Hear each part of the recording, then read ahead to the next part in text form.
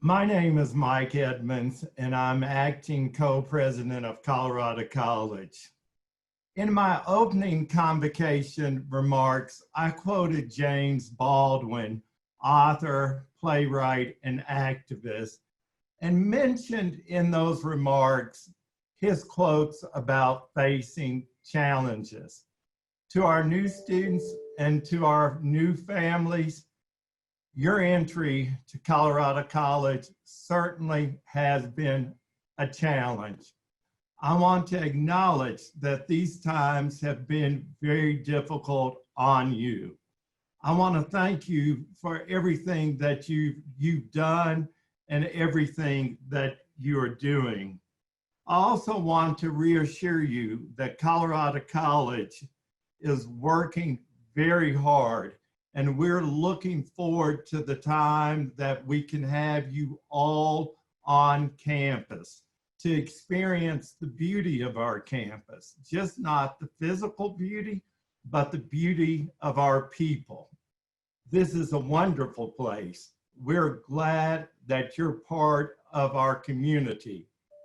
We want you to feel part of our community. We want you to experience the excitement, joy, and potential that comes with being part of the Colorado College community.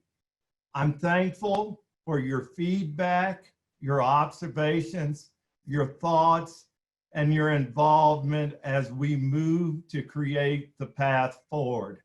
Thank you so much for being with us this afternoon. I now want to introduce Brian Young, our Vice President for Information Technology, who has been heading the college's COVID-19 work.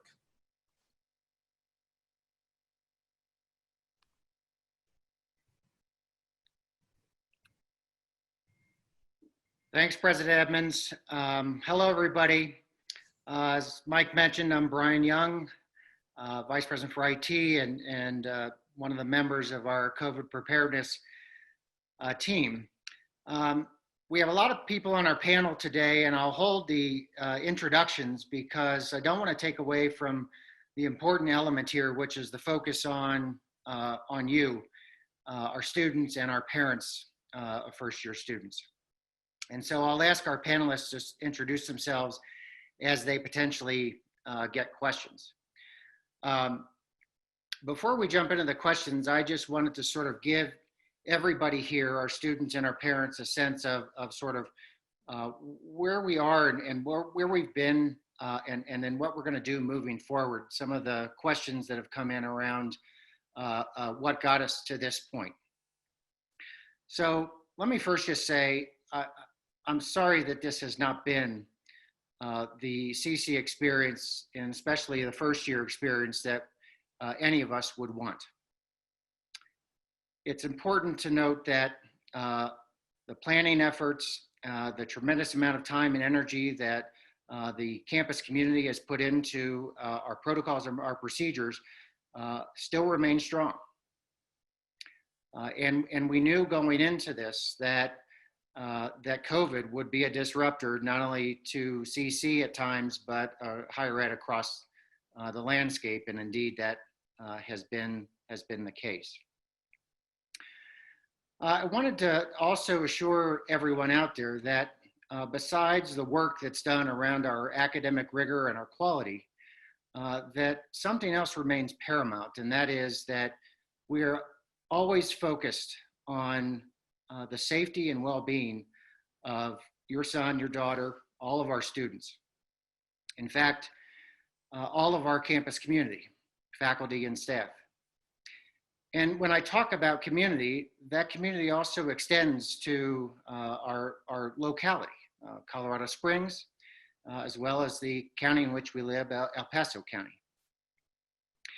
And I think many of you know that in these times, certainly county health, which we work with closely, county healths across this country have broad authority, even more so in a pandemic. Authority to limit services, authority to quarantine, authority to close businesses, and some of which we've experienced.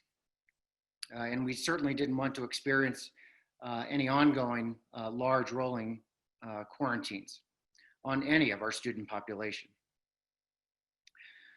So to that end, I wanted to share with this group some of the concrete efforts that we are taking here on this campus so that we can get more students back to experience the CC environment with the eventual goal of getting all students back in a safe way.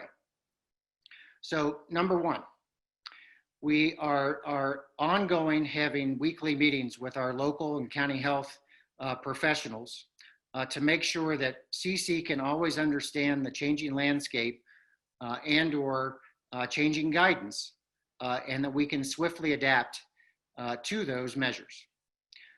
Number two, we had a second county walkthrough, which many of our panelists, including our presidents, were a part of the other day with a number of county health professionals to make sure that they understood our strong procedures, our strong protocols in both our residential facilities as well as our other campus buildings, such as library, our Warner Center, and our athletics environment. Number three, we have, thanks to a number of parents out there who have helped in this regard, we have and are adapting newer and faster and reliable testing strategies that we will employ here on campus. And enhancing that strategy will not only enhance our already strong testing protocols, but will allow us to provide for much faster turnaround times, which enhance our ability to also have contact tracing efforts. Number four is that we are working with our CC science team and our local county health professionals on new additional strategies in terms of testing. CC most recently was able to get our hands on a number of kits that will allow us to start doing wastewater testing along with our health professionals and along with our county professionals that will just enhance the amount and types of testing that we have available on campus. All of these help mitigate and catch and mitigate the spread of COVID. And then fifth and lastly, really developing some additional cohort and living models that will help us continue to de-densify our campus spaces and reduce the need for shared common spaces. And so these elements, along with a number of other things that we continue to encourage, such as the hand washing, mask wearing, social distancing, our new relationship with an ongoing partnership with our county health professionals, all of these are in this growing effort that we continue to get students back to campus in the effort to have a full campus experience in this academic year. So with that being said, I know there are a number of questions and number of areas that we would like to address in our student life environment, in housing, potentially in billing and food. And so I want us to be able to get to those. Again, this focus was about you and our efforts and our additional things that we're doing to try to make campus safe as we get students back. So I'm going to turn it over to our acting Dean of Students and Vice President of Student Life, Dean Rochelle Dickey, to talk through a number of things that Student Life and the residential experience is doing, and to answer some of the questions that you have previously sent in. I appreciate that there's a number of questions that are out there. Please know we'll try to get to all of them, but due to the numbers, we probably won't. But we'll try to get them answered in later times in our Q&A. Dean Dickey?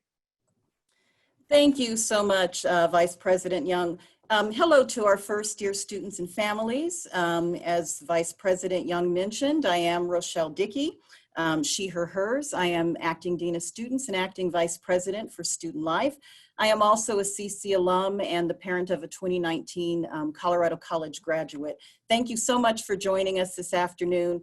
And we're really excited to share with you some of the programming and support that hopefully many of you have already experienced your time here on campus.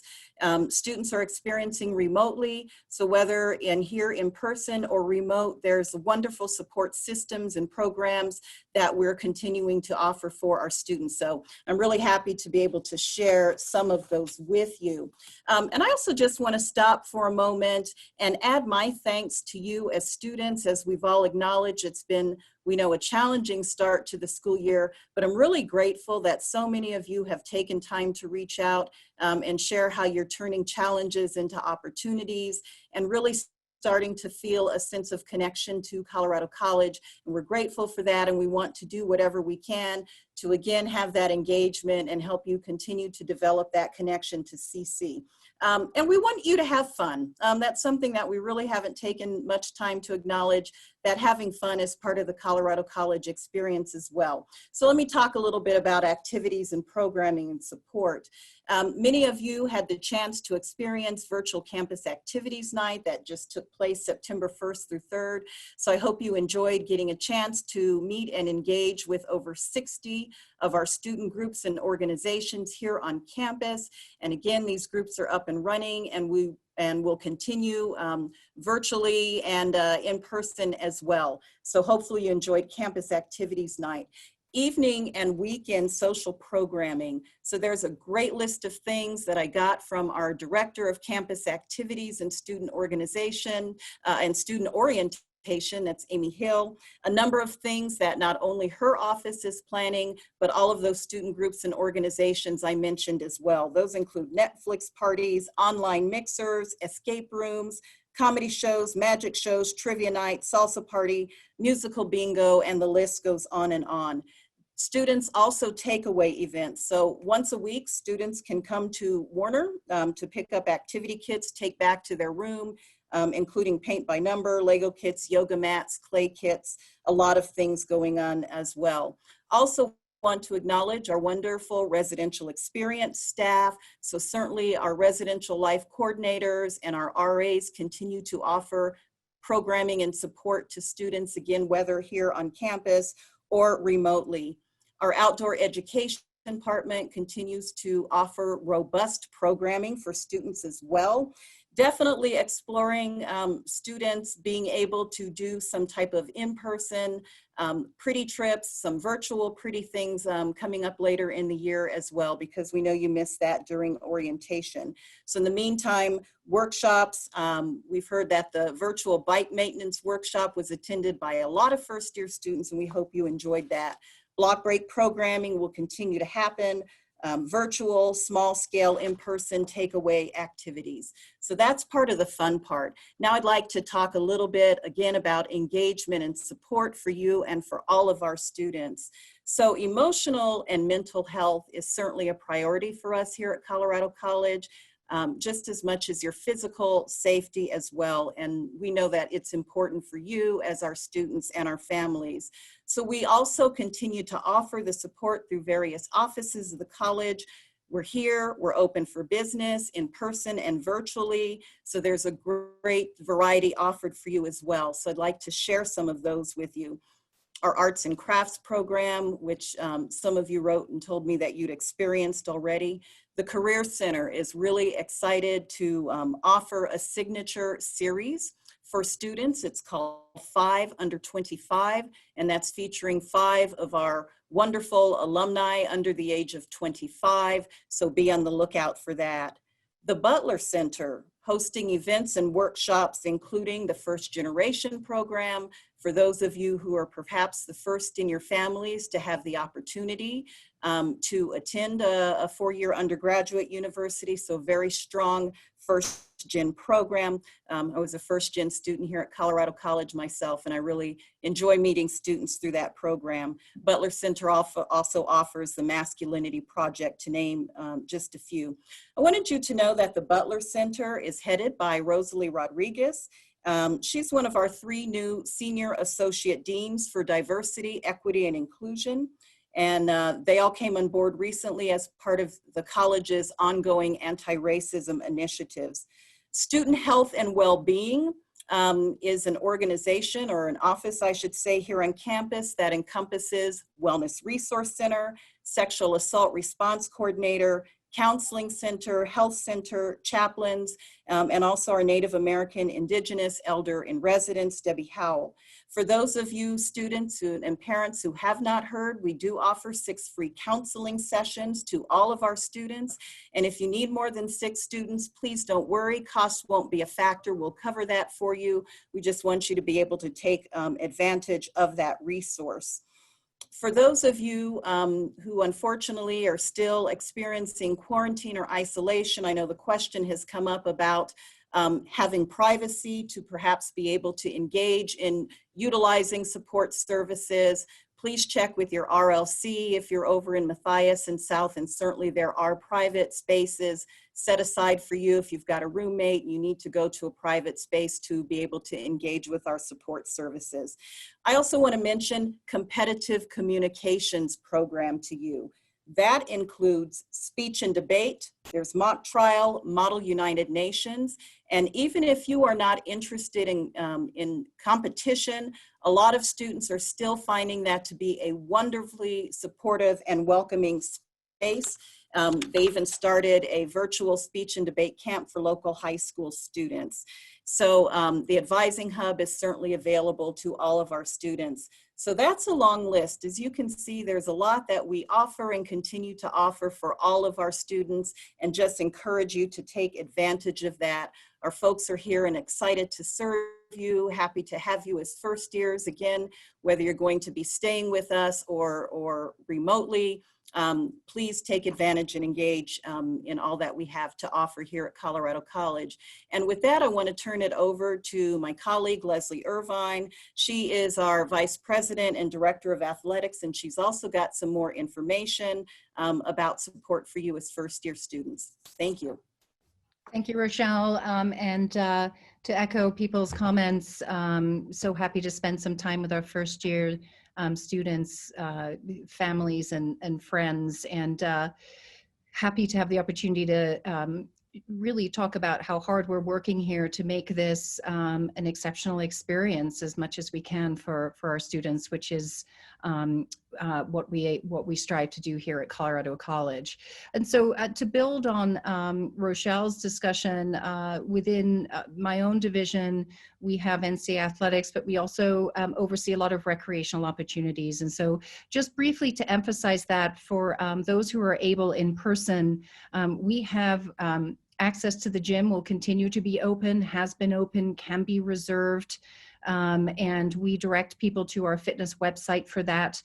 We also have a full-time person in the gym. His name is Wes Kosel, and he will, you can set up an online appointment with him, and he can help design workouts. We also have a very robust virtual resource link on our website to obviously encourage our students to stay active and stay fit. So other things to think about in terms of our student athletes specifically. And so student athletes who happen to be able to remain on campus will continue to have access to practice and to the weight room, obviously following NCAA safety guidelines and doing that in a safe way. And then obviously beyond that, for students who aren't able to do that in person, we have a robust group of coaches who on a daily basis remain focused on engaging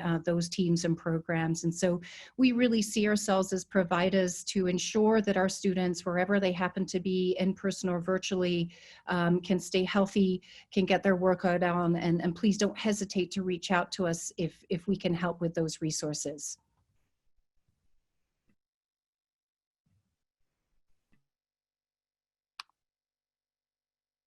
Thanks, Leslie. Hello, everybody. My name is Edwin Hamada. I'm the Assistant Vice President for the Residential Experience. There's been a couple of questions. We will have a housing information session tomorrow at 12:30, but there's a couple of points that I want to hit on today and allow more time for other questions from our panelists. One deadline that we have coming up, for those folks that have been offered the or have received an exception to live on campus or continue to live on campus, we will need to know if you're accepting that and continuing to live on campus, or if you're declining that option. That deadline is Monday, September 14th at noon. We need to get that information in order to have other processes in place in order to allow us to process different types of paperwork and items like that. Additionally, as was announced last week, there is a temporary removal for the 3-year live-in requirement. So for this academic year, students will, freshmen, sophomore, and junior students are allowed to live off campus. And so that requirement has been lifted just for this year. An announcement or decision will be made in the future if that is extended, but that only is for this academic year only. And again, kind of going back to the housing deadline, the reason why we are needing to know that deadline is because there are different options out there for those folks that have been receiving an exception to potentially not accept on-campus housing, but move off campus with that. I believe Dean Dickey provided a lot of options out there for support systems for our students that are living or off-campus students, different resources that are available to all students that the university has. I know that our colleagues here at Colorado College are working on a guide to help off-campus students sort of navigate what that looks like, because it is a new experience for many of you coming up. So that resource is being worked on and will be shared broadly once that is complete. But that is something that we are very aware of as a concern, and we want to be sure that we are able to assist as much as we can and done in a organized fashion with that. So those are, again, I want to articulate, we have a housing specific information session tomorrow, and so a lot more detailed housing questions will be directed then. So with that, I will hand it off to some of my other colleagues, whoever's next. Thanks, Edwin. Thanks, Rochelle. Thanks, everybody. A lot of questions around the idea of tuition and billing and some of the other financial components. And so, Lori and Shanna. Thanks, Brian. My name is Lori Seeger. I am pleased to serve as the Associate Vice President for Finance at Colorado College. And I've joined today to just provide some context around financial questions you may have regarding your students' move off campus or decisions that you're making about housing in the area at this point. One of the recurring themes that we have seen in questions that have come our way has to do with how we're charging tuition.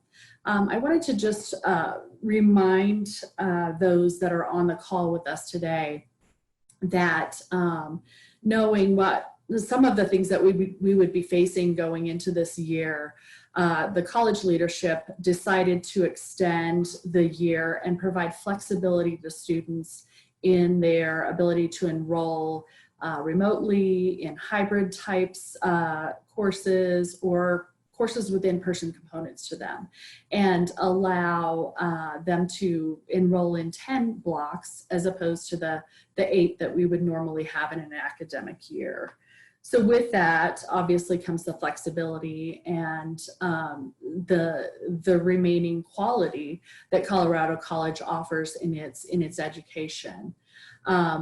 In accordance with that, at this point, there really is no difference in the charging structure that we have for courses, regardless of whether they're online, have a hybrid component, or have an in-person element to them. As you will recall, we will be charging for the first 3 blocks, and then 1 block will be free, and then the next 3 blocks will each have their own corresponding charge per block, and then 3 additional blocks could be taken for free. Another question that we've received, especially with the recent announcement regarding Block 2, is related to refunds. Your student may be moving off campus for housing and maybe either staying in the area or going home or to another area of the country. And certainly concerning to know when those housing refunds may be issued. Many students may be using some of the refunds toward housing that they're securing in the area. So I just wanted to let you know that we are working very hard to finalize our lists of those students that are approved to either stay on campus if they are already on campus, or to come on beginning with Block 2, so that we can appropriately credit students' accounts for housing charges that they may not be incurring. So essentially what will happen is those individuals that are going to be moving off campus or not in the approved group of students to stay on or come and conduct their in-person classes with us, we will remove all housing and meal plan charges that have not been essentially incurred for the year. So what that will look like for those that are on campus right now that lived in South Matthias or Loomis and were quarantined, they will not pay for their housing for that block. And all of the remaining charges for the year would be removed.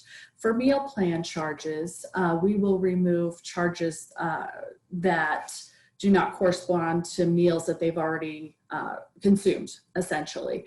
In addition, there is also an infrastructure fee, and we will prorate that to the 1 block that students have been on campus. So if your student has not set foot on campus whatsoever, all fall and spring charges will be removed from their account. And then when we determine what will happen for the spring and spring housing assignments are shared, then we would place those corresponding charges on a student's account. I'm gonna introduce my colleague Shannon because she has some things to say about the financial aid component of the finances. Hi everybody, my name is Shannon Amundsen. I'm the Director of Financial Aid here at CC. So in a general sense, broad overview, students have until Monday to get a full refund for their tuition. If they choose to drop their course by the extended drop date of Monday, they will not be charged tuition for that course. They also will not receive financial aid for that course. No charge, no transcript if they choose to take a gap year or anything like that. I believe Vice Provost Pedro will be talking about, academic plans. I know there's been a lot of conversation around those. For students who choose, who have not been invited to stay on campus and choose to move here in the Springs into a private lease sort of situation, their financial aid will not change. We will be asking students to upload their lease to us so that we can see that they're living here in the Springs. And we will be sending an email out before the close of business today to every student who receives financial aid here at Colorado College, giving them a link to do that. It's 3 questions and an upload. Hopefully we're trying to make that as painless as possible for students. And so we will need them to upload their lease if they're choosing to stay in the Springs. And then it will either, when we get that notification from housing that your student has moved off, and we have the lease from the student showing that they're living here in the Springs, we will adjust bills, leave aid, and it will either reduce the amount that you owe Colorado College, allowing you to help supplement the student off campus, or if you have financial aid that's over tuition, you would be receiving, the student would be receiving a refund back to help pay for those expenses off campus. We anticipate getting a list from housing next week of who those students are that are moving off campus here. So we're hoping by October 1st to be able to issue refunds to students. So you kind of have a timeline of what that looks like for us. I do see a lot of questions on work study and student employment here on campus. Any student who is living in the state of Colorado, whether that's off campus or on campus, is going to be able to work either on campus or remotely for a job here at Colorado College. We still encourage students to be applying for jobs, talking to professors, doing that networking. There's many other benefits on top of just getting paid to student employment for our students. So anybody who can work, we highly encourage that they should if they're still here in Colorado Springs or in the state of Colorado. If your student is returning home and will be living outside the state of Colorado, they will not be able to work. We understand that. Colorado College is going to supplement half of the fall work study award with a grant, and that will be credited toward their student account, the same as any other grant. It will either reduce what you owe if your student, if you're on a payment plan, or it will create a refund, and it will be part of those refunds that happen at the end of this month. So we're going to be doing that once we get the list of students who have left campus and who do not submit their lease to us to keep their financial aid for living here in the Springs. So those are the things that we're actively working on our side. We know that there's a lot of questions around that. Other than uploading the lease, there is nothing your student needs to do. I would like to say, if you reach out to our office, if you have individualized questions based on your student's account, it is unfortunately or fortunately very hard to talk about specific situations in a town hall situation. These are great for general questions, but not necessarily for how will this affect my student.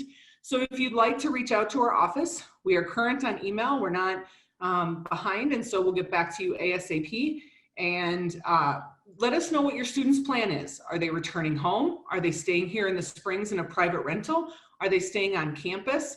Are they taking time off? Are they going to take a couple of blocks and not take those courses after they finish their 120? Whatever that plan is, give us all as much information as you can, and we would be happy to look at your student's specific situation and break down what that would look like. So don't hesitate to reach out to us. We very much prefer to give you that information as quickly as we can. I think I'm going now to Pedro.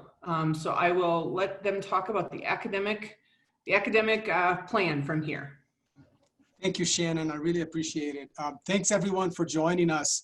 I have been receiving some questions about academics and academic planning for first-year students. And as much as I kind of hinted at that last week, I understand this audience is perhaps a little bit different. So if I'm repeating myself from last week, I apologize, but I think that for most of you, this is probably maybe new information. So there's a couple questions regarding first-year students and exactly the timeline to which they have to request a gap year versus a personal leave versus a medical leave and things of that nature. So I'm going to try to explain that in terms of a timeline, so it makes some sense for folks that are thinking about that. So we've extended. So right now your student is enrolled in block 1. Right? And your student has until next Monday to decide to stay in the course or drop the course. If the student decides to drop the course and does not want to continue to stay at Colorado College for the semester, that student needs to work with the admissions office and request either a gap semester or a gap year. So those are for all students that are enrolled in block 1 and decide that they want to drop block 1 by next Monday. For students that want to continue, which is strongly encouraged, and I'll explain why in a minute. For students that want to continue and finish block 1 and potentially block 2 after Monday, after the drop deadline, then the only way for this student to be able to take some time off would be to schedule an appointment with our advising hub and request a personal leave. And a personal leave could be for 2 blocks, could be for the semester, it could be for the year. Those would be processed internally. So the difference really would be that when your student completes blocks 1, your student is a student at Colorado College. And therefore, in order for that student to take some time off, the student needs to go through student support and not admissions and request for a leave for the semester or for the year. The reason why it's very important, if your student's thinking about that option, for that student to complete CC 120 and CC 100 and CC 120, the first 2 blocks, is that when the student returns from a leave, a semester or a year, that student will no longer have to take the first year program courses and could start taking classes towards the major, classes towards some general education requirements and so forth. So it gives the student a lot of flexibility, right, as the student is planning coming back to Colorado College, either by Block J, by Block 5, or the following year, right? If that makes sense. So that has been, I've been receiving quite a few questions about that. Hopefully this clarifies. The other piece that I also want to touch base on is there are some questions about online courses versus in-person courses versus hybrid and so forth, right? Of course, in terms of the delivery format, no one's going to hear say that an in-person course is the same as an online course. However, if you start to measure courses in terms of the format is different, but the quality of that instruction could be very similar. In fact, the college put a lot of resources this summer to faculty development in trying and getting faculty to really think about more strategically in terms of how they would deliver the content of the course when it's online. I'm going to be honest with you, I am a faculty member, so I teach in the economics department.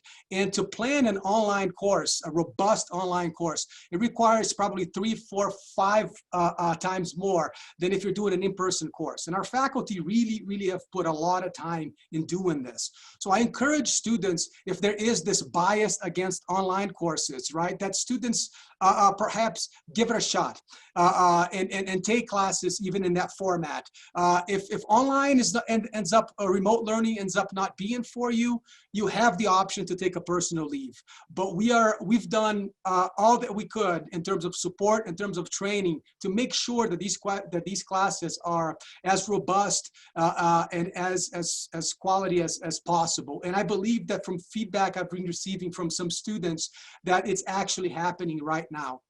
And then I just want to remind everyone, right, that given our new calendar, right, we have, right now we're offering, if you think of our calendar as a 12-block year, right, starting in block 1, so blocks 1, 2, 3, 4, then block J, 5, 6, 7, 8, and then A, B, and C in the summer. You have 12 blocks, and that's your window. Within this window, you can take 10 out of the 12 for our full tuition, right? So what that means is if your student takes CC 100 and CC 120 and wants to then take a leave for the semester and come back, let's say in block J or 5, your student can still finish the academic year, right, with 8 or more units, right, in terms of academic progression, right? So it's very important, right, for your student to be connected with your faculty advisor, with your staff advisor, to make that plan, right, for the entire year. The nice thing about all of this is that students are not registered for the spring semester yet. So students will be registering for the spring semester, and that's block 5, 6, 7, and 8, towards the end of the fall. So towards the end of block 3, the beginning of block 4. So there is time between now and then for all of your students to be in contact with their advisors to plan, right? Even if the student is no longer here for the semester, to plan for that spring semester and the summer, right? In order to finish the academic year pretty much where they would have been if they were here in the fall.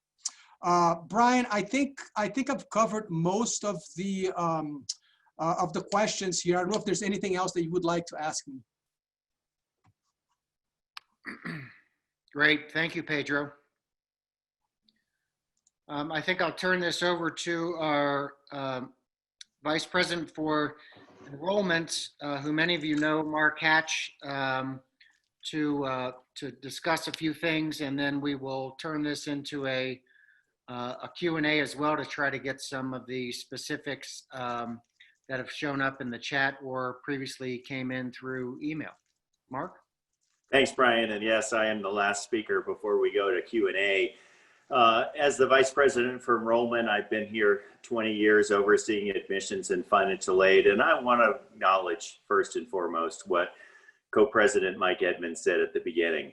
This is not the living learning experience that we anticipated last spring, last winter, when your students and students committed to Colorado College. For that, we are sorry. We are working very hard to engage students and parents, both in the academic arena and also the co-curricular, extracurricular, residential life arena, as you've heard from Acting Vice President Rochelle Dickey and also Vice Provost Pedro. So as we move forward, and Pedro did mention the gap year, gap semester request process. Just a reminder that students have until Monday to request a gap semester or a gap year, a semester off or a year off. Yet, as Pedro indicated, we strongly encourage students to continue with CC 100 and continue with CC 120. That gives us and you greater flexibility when students can come back to campus. We do have some seats available for our January START program, our winter START program for both CC 100 and 120. Yet they are limited, and we also do not know if those will be in person or remote, exclusively for students on campus or off campus. And again, we are beginning to plan for January and the summer, but there are still quite a few details that we need to determine and iron out before we can announce any plans for the spring or summer. For students, some students have asked, can they take a gap semester? And depending on our decision later on, can they switch to a gap year? And yes, we will allow students to do that, yet we don't yet know the plans for the spring or the summer. Finally, I just want to reiterate that we are here to support all of you, a number of different offices and resources. We certainly want to hear your questions. There are quite a few that have come in the chat box. And now I'm going to turn it back over to Brian Young. Brian, I think you've got a synopsis of some of the questions that have been entered in this session. Thank you. I do. Thanks. Thanks, Mark. Appreciate your comments. And I'll take a few that have come in. A few questions from some of you when I was talking about my remarks and our concrete steps we're taking as we move forward. We want to bring more students back to campus. We are doing that. Our goal is to bring as many students back safely as we can. Hopefully we can bring all of our students back. Continuing to work with our partners in county health. Many of you have asked questions, why do we rely so heavily on county health? Why don't we rely on the CDC? Why are the recommendations from county health so strong? So let me just share that, as I mentioned, county health authorities across this country have a broad responsibility and broad authorities. And so although we certainly do listen to the CDC, it's our local county health providers and our partners that have the ability and the authority to limit certain things. They have the ability to quarantine. They have the ability to close businesses. And so we need to have a strong partnership with them. We are having that an ongoing dialogue so that we can avoid what we knew to see, or we knew to be coming in terms of larger numbers of large quarantines. I believe our relationship and our ongoing partnership, our weekly dialogues, continuing to show them our science, our strong protocols, our data, as well as our testing procedures and our new elevated testing options that we are putting into place, give us strong confidence that we can safely bring back students and avoid these larger rolling quarantines. Our relationship is strong. The partnership is good. Our ongoing dialogues are good so that we can understand the guidance as it changes from a local and county perspective. So hopefully that answers to some of you the questions that you had about county health. There were a couple of questions in there that I know my colleague Leslie Irvine can also help answer about would we be allowing access to facilities for those that live off campus, and something we are aggressively and actively working on. Leslie, I'll let you share sort of what our thinking is. Yeah, I mean, I think we're being thoughtful. Obviously, a lot of the questions are, and we understand that people are also waiting to make some decisions around this.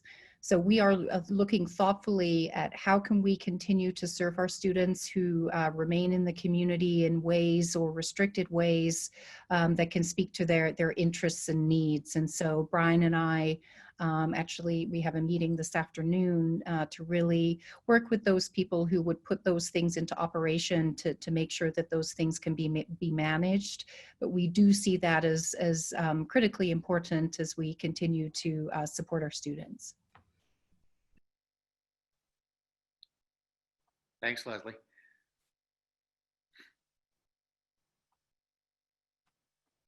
A couple of questions in the chat box as well that have asked at least to sort of talk about again our testing protocols and procedures.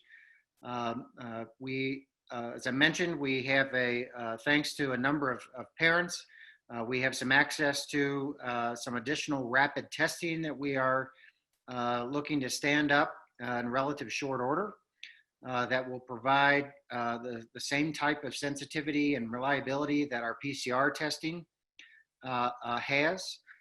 We will continue with our partners in health, the UC Health, to provide PCR testing. We will also be utilizing our new rapid Abbott tests as well in terms of faster turnaround time. We continue to make sure that any student, any faculty, any staff member that has any symptom can easily get a test. We have a dedicated line and a phone and a nurse triage line with our partners in health that's dedicated to CC.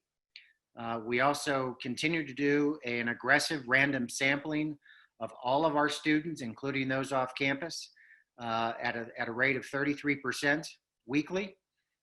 We'll continue to shift that as we get more feedback from our science advisory group, as well as our epidemiology team that we have partnered with. And so, again, with the rapid testing availability, will help campus be able to continue to bring students back safely and a more rapid turnaround time for the COVID tests.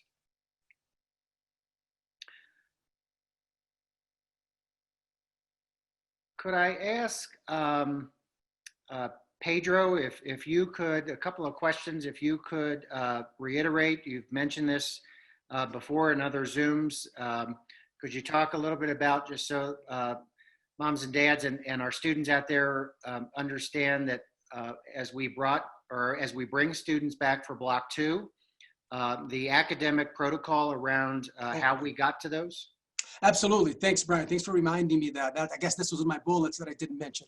So the Colorado College, the intention, right, by Block 2 was to have all students back on campus, and we realized that that was not going to be possible throughout Block 1 with the rolling quarantines and so forth. So we had to pivot on that plan and figure out what would be a density that's acceptable for us to come to campus, and how then we would make this decision of who would be on campus and who would not. So after some conversations, we started with an academic criteria. So we were looking at students' schedule, and we allowed students that were registered for in-person classes in either blocks 2, 3, or 4 to be invited back to campus. or if a student was registered for a hybrid class that was lab designated. So what that means is that it's a course that has a lab component that satisfies a general education requirement, and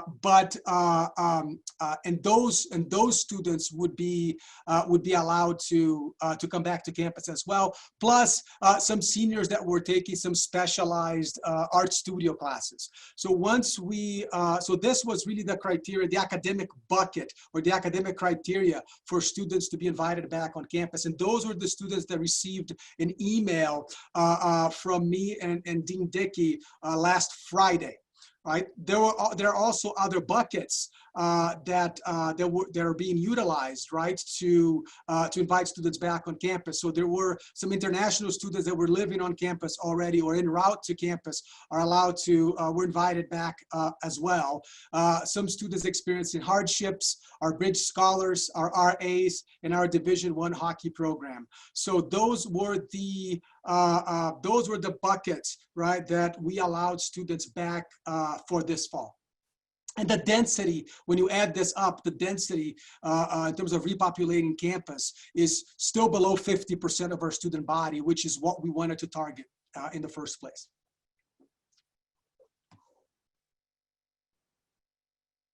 Thanks, Pedro. Appreciate that.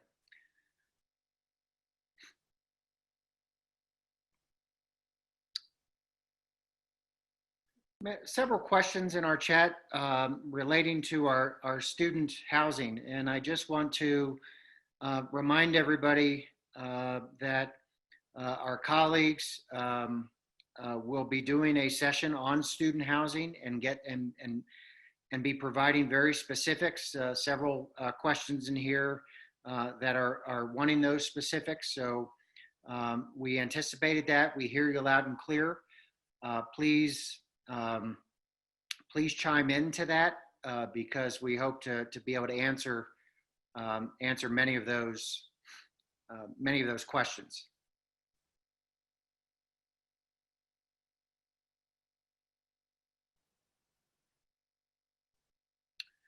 A couple of questions I was seeing, Lori and Shannon, if you could just reiterate for us about room and board credits.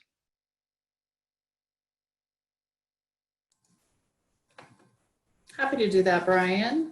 As Shannon had shared, we really have are waiting to understand the full population of where students will be living.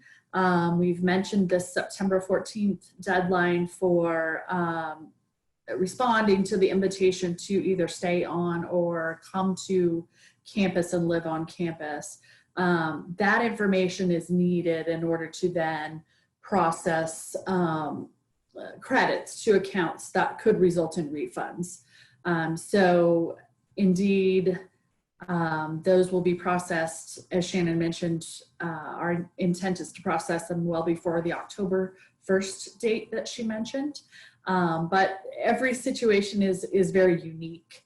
And so I don't want to speak to any individual specific situations, but indeed, if a student has not been on campus in the fall, all of the fall housing and meal plan, of course, will be credited back to that student's account, as well as any spring housing and meal plan until plans are known for the spring and housing assignments might be made. And then from there as well, I believe I saw one question related to the comment that I made relating to Loomis, South, and Matthias and the quarantines. There had been some information that was shared by our co-presidents last week related to anyone involved, anyone assigned to those housing facilities and caught up in the quarantines that have happened in this first block would not be paying for their housing in that facility for block 1. Were there other specifics, Brian, that would be important to mention? Thank you, Lori. I think that hit on the few that I saw. Great. I may chime in here with Dean Dickey and Pedro. few questions in here to merge together to talk about when will the rest of the first year students hopefully be notified about being able to come back to campus. And as before the two of them also chime in, I just want to remind everybody that the campus team has been working very hard, working in partnership with our county health to make sure that as we bring students back safely, that we can continue to add to our population and trying to also de-densify in our residential and common spaces. So as I mentioned in my remarks, our goal is to bring students back and to bring as many students back as safely as we can. We want everyone to try to have a CC experience even in this COVID time. And I assure you that some of the steps we've talked about today and some of the ongoing steps and ongoing relationships that we'll have are getting us to do just that. Rochelle or Pedro, any other thoughts you have about continuing to get students back to CC? And certainly, thanks for again emphasizing that it's our desire to be able to do that safely and responsibly.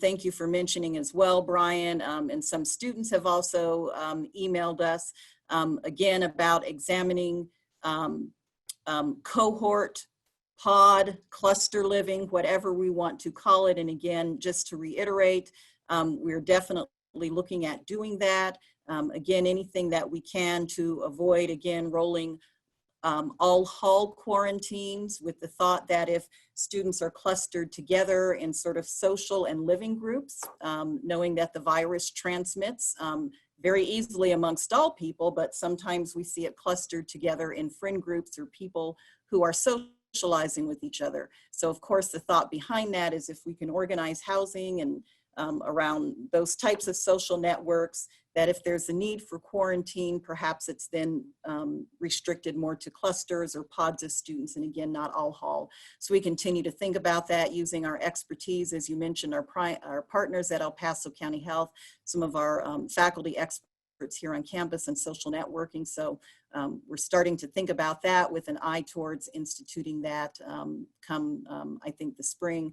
And Edwin, if you have anything else to add to that, that's great. Well, I've got the floor. Again, I know Edwin and his team are doing the housing tomorrow, but a ton of questions about how students accept invitations. So Pedro, as you mentioned, students have been invited to stay for academic or other groups of students.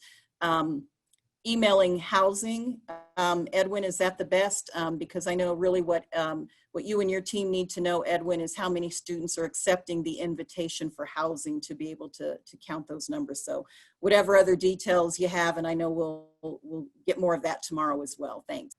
Yeah, we're working on communication for those folks that are not on today's session, and so we'll work on getting that information out quickly, because we have confirmed today. Housing is the email to that our assignments folks will be checking and have been checking. So that's probably the most direct route to provide that information to. But we will get some additional information out there aside from just this information, this virtual information session. So. Thanks, Edwin.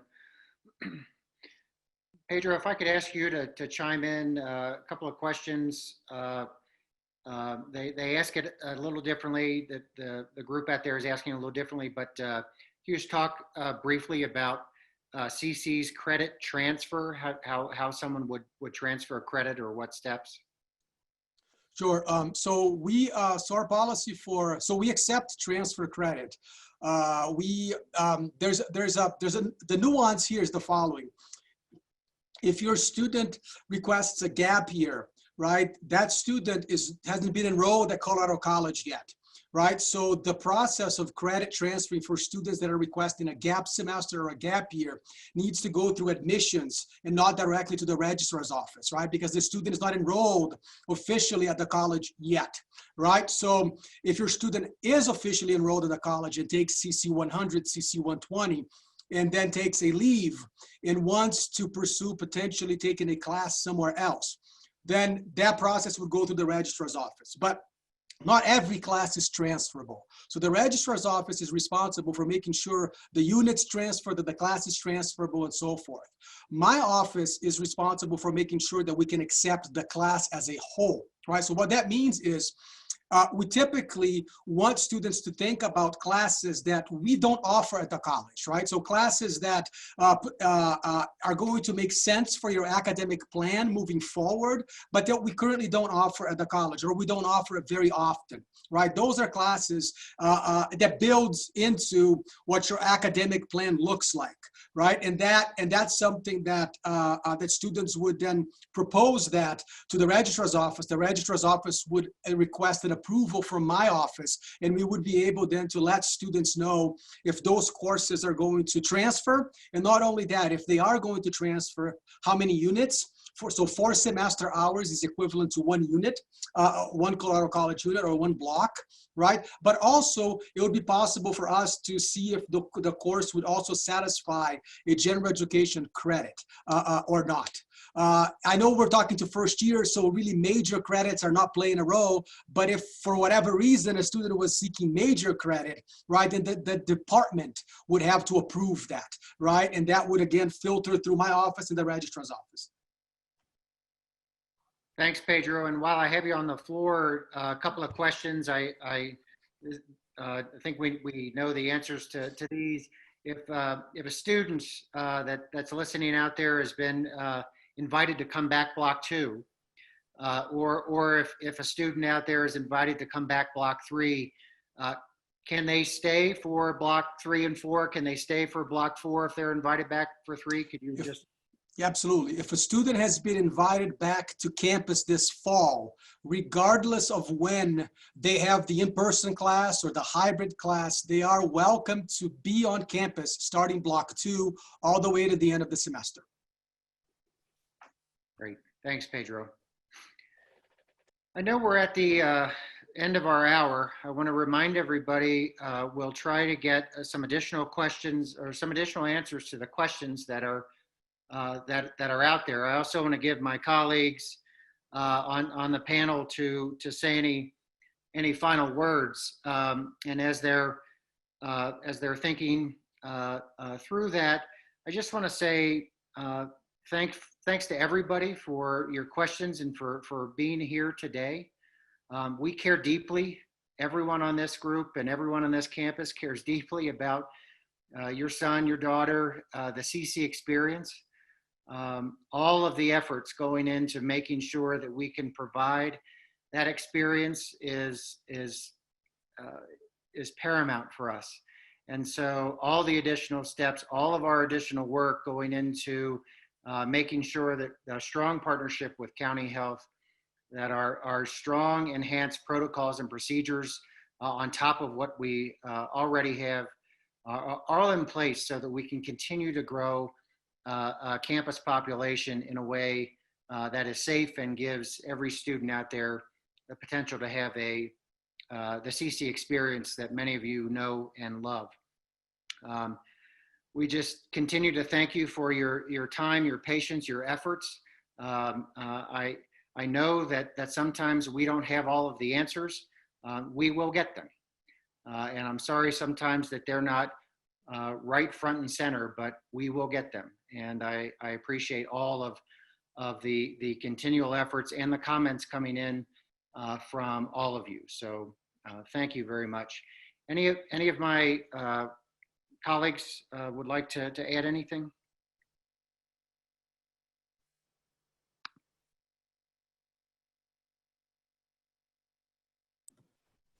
Just thanks again for joining us this afternoon. First year students, speaking directly to you, thank you for choosing Colorado College. We're glad you're with us. We look forward to continued engagement whether you're going to be with us personally or remotely. And we're happy to have you here. Thank you. Just thank you. Thanks for spending time with us. Thanks for being patient with us, and we will continue to work hard on getting the answers.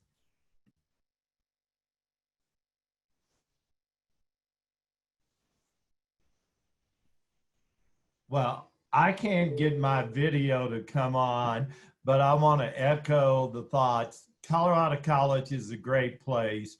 We're glad that you selected CC, and we're doing all that we can to make your CC experience the one that you had hoped to be. Thank you for being with us this afternoon. I don't know why I can't get my video to come back on, but you're important to us, and this is a wonderful place. Great. Thanks, everybody. Have a good day.